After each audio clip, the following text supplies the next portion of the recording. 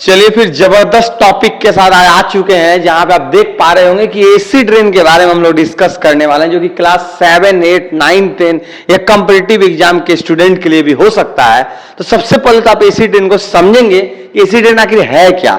देखिए, नाम से ही पता चल रहा है कि ऐसा बारिश जिसमें एसिड का मात्रा हो, ऐसा बारिश जिसमें किसका मात्रा हो, एसिड का मात्रा हो। अब ये एसिड क्या उस एसिड के बराबर होता है जो एसिड हम लोगों को जला देता है, जो एसिड बहुत ज्यादा कोरोसिव होता है, जो एसिड बहुत पावरफुल होता है? क्या ऐसा होता भी है या इसमें नहीं होता? इसको हम लोग समझेंगे। आप यहां देख पा रहे होंगे कि इंडस्ट्री से कार्बन डाइऑक्साइड निकलता है, NO2 निकला है, SO2 निकला है ट्रैफिक की वजह से। फिर वही कार्बन डाइऑक्साइड, NO2 और SO2 sulphur dioxide, nitrogen dioxide क्या बनाता है? Carbonic acid. और वही SO2 बनाता है सल्फ्यूरिक एसिड, नहीं तो सल्फोनिक एसिड। और वही NO2 नाइट्रिक एसिड भी बना लेता है। आखिर ये कैसे बनाता है, पूरा विस्तार रूप से आज हम लोग वीडियो में समझने वाले हैं। लास्ट तक बरकरार रखिएगा, पूरा वीडियो समझाएंगे, बहुत अच्छे से समझ में आ जाएगा आखिर ये एसिड रेन होता क्या है। इसको हम लोग जबरदस्त तरीका से समझने वाले हैं, ठीक है। तो यहां पे स्टार्ट करने से पहले समझेंगे कि एसिड रेन आखिर होता क्या है, मतलब एसिड रेन का मतलब होता क्या है। लिखा हुआ, when atmospheric pollutant like oxide of nitrogen, sulphur react with rain water come down with the rain, then it is known as acid rain. मतलब कि सिंपल भाषा में अगर हम लोग बात करते हैं तो एसिड रेन का मतलब होता है वो रेन जिसमें एसिड का मात्रा पाया जाता है। अब ये एसिड का मात्रा बहुत ज्यादा होता है कि बहुत कम होता है, इसको समझें। देखिए, उसमें एसिड का मात्रा बहुत कम होता है। अगर बहुत ज्यादा होता तो ये कंसंट्रेटेड एसिड के रूप में हमारे पृथ्वी तक पहुंचता और हम सभी जो भी प्राणी है इस पृथ्वी पे, जैसे एनिमल्स होते हैं या हम लोग हैं, हम लोग का जो स्किन होता है वो बर्न हो चुका होता। लेकिन इसका pH उतना भी ज्यादा नहीं, उतना भी कम नहीं होता है। 5.6 के आसपास इसका pH वैल्यू होता है। मतलब कि पावर ऑफ हाइड्रोजन का हम बात कर रहे हैं। 7 से जस्ट थोड़ा सा बगल में आता है, थोड़ा सा ही एसिडिक की तरफ बढ़ता है, लेकिन उतना खतरनाक नहीं है। लेकिन हम यहां पे ये समझने वाले हैं कि एसिड रेन बना कैसे है, एसिड रेन से आखिर क्या क्या नुकसान है, इसको हम लोग यहां पे समझने वाले हैं। तो देखिए, अगला यहां पे अगर आपको तस्वीर यहां पे नजर आ रहा होगा, किस प्रकार से आपको दिख रहा है कि यहां से घरों से, जो भी घर से या फिर अगल बगल के फैक्ट्रियों से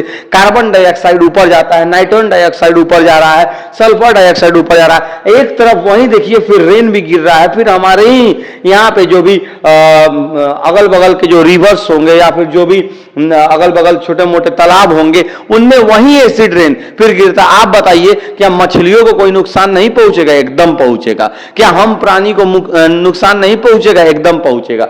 आखिर इस एसिड रेन से बचेंगे कैसे, ये एसिड रेन बना कैसे, इसको मेन समझना हम लोगों के लिए जरूरी है और इससे बचने का तरीका समझेंगे। और क्या एक क्वेश्चन दिमाग में आता है कि क्या हम इस एसिड रेन में नहा भी सकते हैं या नहीं नहा सकते हैं? अगर नहीं नहा सकते हैं तो क्यों नहीं नहा सकते हैं, इसको हम लोग आज इस वीडियो में कवर करने वाले हैं। तो लास्ट तक बरकरार रहिएगा तो आपको ये पूरा समझ में आएगा। देखिए, अगला क्वेश्चन यहां पे आ भी गया है, why we should not bath in first rain of rainy season. मतलब कि ऐसे रेनी सीजन में आप नहा सकते हैं, लेकिन फर्स्ट रेन में क्यों नहीं? आखिर ऐसा क्यों कि फर्स्ट ही रेन में नहीं नहा सकते, बाकी रेन में नहा सकते? तो इसका लॉजिक यहां पे हम लोग समझने वाले हैं। वीडियो में लास्ट तक बरकरार रहिएगा, ठीक है। तो आपको यहां पे हम थोड़ा सा शॉर्ट आपको हम समझा देते हैं, उसको देखिएगा ध्यान से। एक मिनट रुक जाइए, थोड़ा पीछे कर लेते हैं इसको। चलिए, थोड़ा आगे हो गया था, इसको हम समझाते हैं। ध्यान से देखिएगा, जैसे कि हम लोग कार्बन, हम लोग नाइट्रोजन और या फिर सल्फर, ये अगर इन सभी प्रकार के नॉन मेटल को अगर जलाते हैं तो ऑक्सीजन के प्रेजेंस में ही जलेगा। आपको पता है, ऑक्सीजन के प्रेजेंस में सब जलेगा।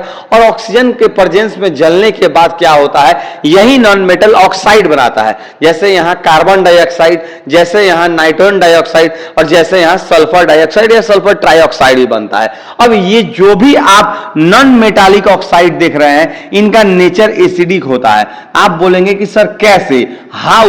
मतलब कि किस प्रकार से इनका नेचर एसिडिक होता है, इसको कैसे जांच करेंगे। तो देखिए इन सभी को, ये जो गैस हो गया, ये जो गैस हुआ है सारा का सारा गैस एटमॉस्फेयर में ऊपर जाएगा। पृथ्वी पे आप कार्बन जलाएं, नाइट्रोजन जलाएं, सल्फर जलाएं या कोई दूसरा और केमिकल जलाते हैं, ये गैस के फॉर्म में ऊपर जाता है। जाने के बाद ये क्या होता है, कार्बन डाइऑक्साइड रिएक्ट करता है ऊपर पानी के साथ, ऊपर पानी है आपका, उसके साथ फिर नाइट्रोजन डाइऑक्साइड भी रिएक्ट करेगा वाटर के साथ, फिर आपका सल्फर डाइऑक्साइड भी रिएक्ट करेगा वाटर के साथ, और फाइनली यहां पे आप ध्यान से अगर देखिएगा कि वाटर के साथ जब ये नॉन मेटल ऑक्साइड रिएक्ट करता है तो H2CO3 एक एसिड बनाता है जिसका नाम क्या है, कार्बोनिक एसिड, जिसको आप लोग कोको कोला और थम्स अप के अंदर भी जानते होंगे कि ये पाया जाता है। ठीक है, उसके बाद NO2 जब रिएक्शन करता है तो ये बनता है आपका HNO3, जिसको हम लोग क्या बोलते हैं, नाइट्रिक एसिड। क्या बोलते हैं हम लोग इसको, नाइट्रिक एसिड। ये जब रिएक्शन करता है यहाँ पे कभी कभी H2SO3 बनता है,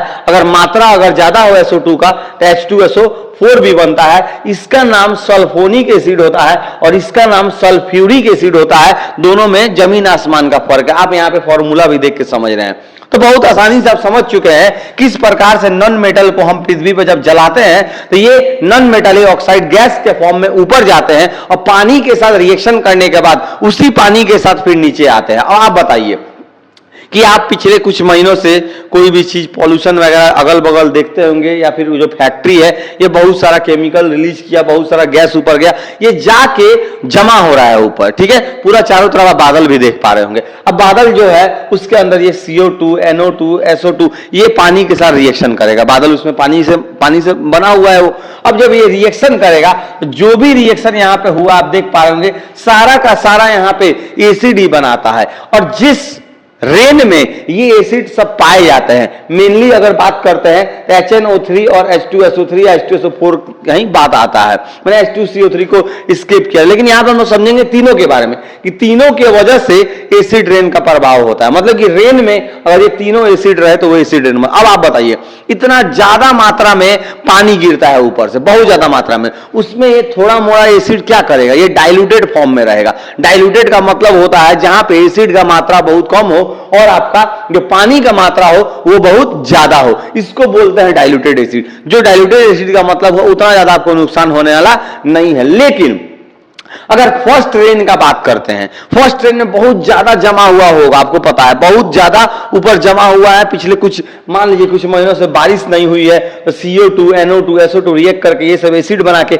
ऊपर जमा हुआ है। अब पहला बारिश आज हुआ, लोग बहुत खुश हो जाएंगे, बारिश में निकल पड़ेंगे नहाने के लिए, नाचते गाते हुए। लेकिन आपको पता नहीं है कि ये जो एसिड है आपके स्किन पे पड़ेगा और स्किन में हो सकता है कुछ प्रकार का आपको दूसरा हो सकता है, कोई स्किन से रिलेटेड बीमारी हो जाए या कुछ भी हो सकता है। ठीक है, या आपके सर पे पड़े, सर पे बाल पे कोई असर पड़ सकता है। इसीलिए हम लोग को फर्स्ट बारिश में नहीं ना, अब फर्स्ट बारिश का मतलब ये नहीं कि सिर्फ पहला दिन, मैंने कुछ 1, 2 दिन 3 दिन तक नहीं नहाना चाहिए। उसमें ये सब चीज, और ये मेनली ये सब जो है, ये जो भी हम यहाँ पे बता रहे हैं फर्स्ट ट्रेन वाला बात, ये मेनली कोई फैक्ट्री वगैरह अगर होता है उसके अगर अगल बगल आपका घर है कुछ दूर तक, तो ये ज्यादा उसमें ये चीज कॉज कर सकता है। ऐसे बहुत दूर है तो फिर थोड़ा बहुत कम हो सकता है। लेकिन ऐसे भी फर्स्ट बारिश में H2CO3, HNO3, H2SO4, H2SO3 ये सब आपको रेन के साथ आएगा ही, और वही है आपका एसिड रेन। चलिए फिर इसको इरेज करते हैं, फिर थोड़ा सा आगे बढ़ा के इसको समझते हैं फिर क्या दिया हुआ है। ठीक है, थोड़ा सा इरेज कर लेते हैं पहले।